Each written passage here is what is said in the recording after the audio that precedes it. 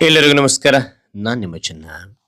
ಈ ಒಂದು ವಿಡಿಯೋದಲ್ಲಿ ಮಹಾಪರಿನಿರ್ವಾಣ ದಿನದ ಭಾಷಣ ನೋಡ್ತಾ ಇದ್ವಿ. ಈ ಒಂದು ಸುಲಭ 10 ಸಾಲುಗಳ ಭಾಷಣ ಅಂತಕ್ಕಂಥ ನಿಮಗೆ ಇಷ್ಟವಾಯ್ತಾ? ಇಷ್ಟವಾದ್ರೆ ಒಂದು ಲೈಕ್ ಅನೇಕ ವಿಡಿಯೋದಲ್ಲೂ ಪ್ರೋತ್ಸಾಹ ತುಂಬ ಸಿಗುತ್ತೆ. ಇನ್ನೊಬ್ರಿಗೂ ಶೇರ್ ಮಾಡಿ ಸಾಧ್ಯ. ಇಂಥ ಅನೇಕ ವಿಡಿಯೋಗಳ ಚಾನಲ್ ಸಬ್ಸ್ಕ್ರೈಬ್ ಆಗಿ. ಹಾಗೇನೆ ನಿಮಗೆ ಯಾವ ರೀತಿಯ ಭಾಷಣ ಬೇಕು, ಯಾವ ರೀತಿಯ ಪ್ರಬಂಧ ಬೇಕು, ಹಾಗೇನೆ ಯಾವ ರೀತಿಯ ಪತ್ರ ಲೇಖನ ಬೇಕಂತೇಳಿ ಕೌನ್ಸ್ಲಿ ಕಾಣ್ಬೇಡಿ. ಆ ವಿಷಯಕ್ಕೆ ತಕ್ಕಂತೆ ನಾವು ವಿಡಿಯೋ ಮಾಡಲು ಪ್ರಯತ್ನ ಪಡ್ತೇನೆ ಅಂತ ಹೇಳ್ತಾ ಹಾರಿ ಒಂದು ಮಾಹಿತಿಯನ್ನ ತಿಳಿತಾ ಕಲಿತಾ ಹೋಗೋಣ ಬನ್ನಿ.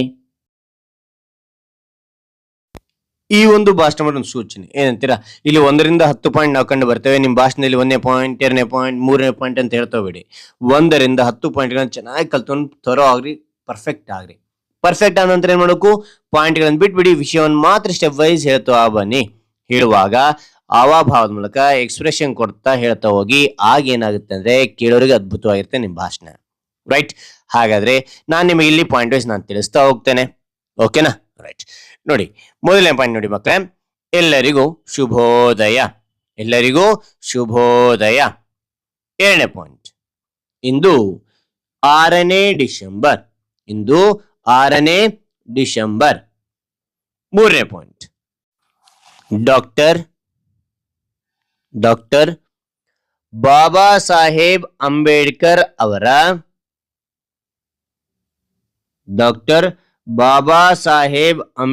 ಅವರ ಮಹಾಪರಿನಿರ್ವಾಣ ದಿನವಾಗಿದೆ. ಮಹಾಪರಿನಿರ್ವಾಣ ದಿನವಾಗಿದೆ. ಓಕೆ. ಆನಂತರ 4ನೇ ಪಾಯಿಂಟ್, ಲಕ್ಷಾಂತರ ಜನರೊಂದಿಗೆ 1956ರಲ್ಲಿ ಬೌದ್ಧ ಧರ್ಮ ಸ್ವೀಕರಿಸಿದ ಕಾರಣ. ಬೌದ್ಧ ಧರ್ಮ ಸ್ವೀಕರಿಸಿದ ಕಾರಣ ಅವರ ನಿಧನ ದಿನವನ್ನು ಮಹಾಪರಿನಿರ್ವಾಣ ದಿನ ಎನ್ನುವರು. ಮತ್ತು ನೋಡಿ, ಪಾಯಿಂಟ್ ಬಿಟ್ಬಿಡಿ, ವಿಷಯವನ್ನು ಮಾತ್ರ ಹೇಳ್ತಾ ಹೋಗಿ. ಎಲ್ಲರಿಗೂ ಶುಭೋದಯ. ಇಂದು 6ನೇ ಡಿಸೆಂಬರ್ ಡಾಕ್ಟರ್ ಬಾಬಾ ಸಾಹೇಬ್ ಅಂಬೇಡ್ಕರ್ ಅವರ ಮಹಾಪರಿನಿರ್ವಾಣ ದಿನವಾಗಿದೆ.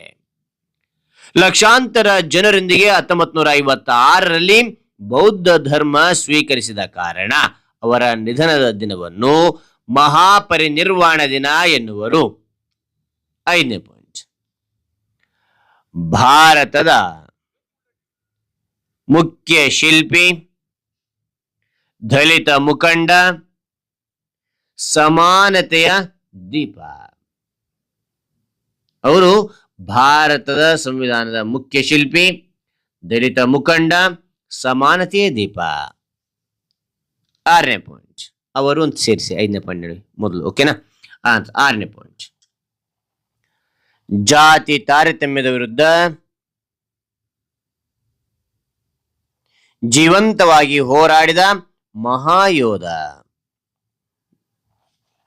ಜಾತಿ ತಾರತಮ್ಯದ ವಿರುದ್ಧ ಜೀವಂತವಾಗಿ ಹೋರಾಡಿದ ಮಹಾನ್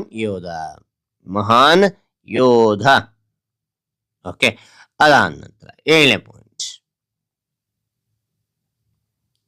ಶಿಕ್ಷಣ, ಸಂಘಟನೆ, ಸಂಘರ್ಷ.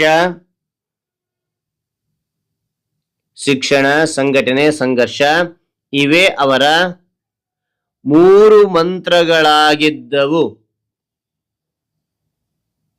ಓಕೆ. ಶಿಕ್ಷಣ, ಸಂಘಟನೆ, ಸಂಘರ್ಷ ಇವೇ ಅವರ 3 ಮಂತ್ರಗಳಾಗಿದ್ದವು. ಓಕೆ. ಅಂದ್ರೆ 8ನೇ ಪಾಯಿಂಟ್, ನಾನು ಜನಿಸಿದ್ದು ಹಿಂದೂ ಆಗಿ, ಆದರೆ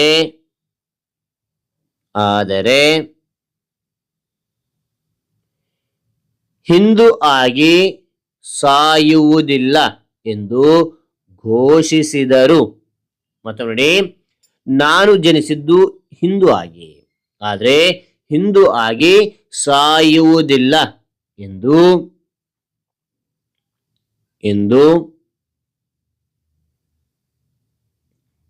ಘೋಷಿಸಿದರು. ಓಕೆನಾ?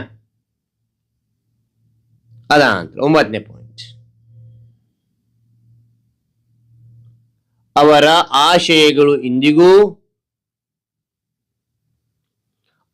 ಆಶಯಗಳು ಇಂದಿಗೂ ಸಮಾನತೆಯ ಹೋರಾಟಕ್ಕೆ ದಾರಿದೀಪವಾಗಿವೆ.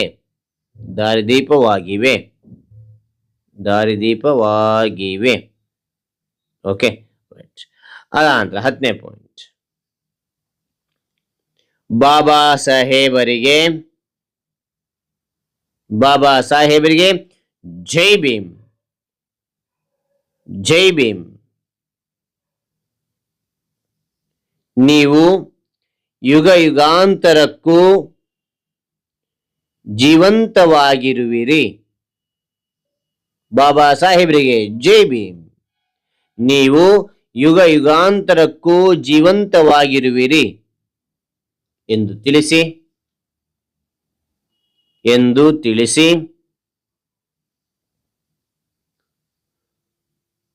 ನನ್ನ ಭಾಷಣ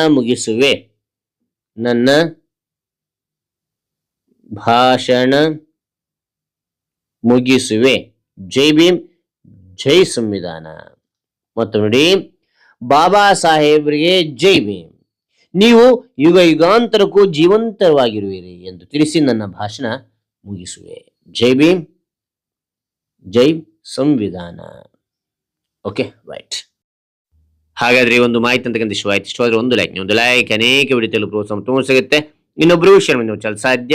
ಇಂಥ ಅನೇಕ ವಿಡಿಯೋ ಚಾನಲ್ ಸಬ್ಸ್ಕ್ರೈಬ್ ಆಗಿ ಮತ್ತೊಂದು ಹೊಸ ವಿಷಯದೊಂದಿಗೆ ಮತ್ತೊಂದು ಹೊಸ ವಿಡಿಯೋದಿಂದ ಭೇಟಿ ಆಗ್ತೇನೆ. Thank you for watching.